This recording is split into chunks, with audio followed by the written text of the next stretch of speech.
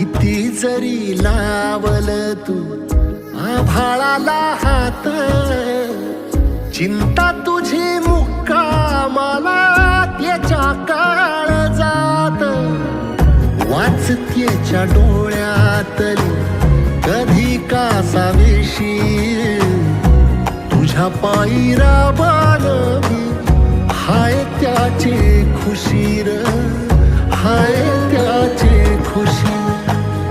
घडीभर तू थांब जरा, ऐक त्याची धापर, लई अवघड हाय गड्या उमगाया बापर, उमगाया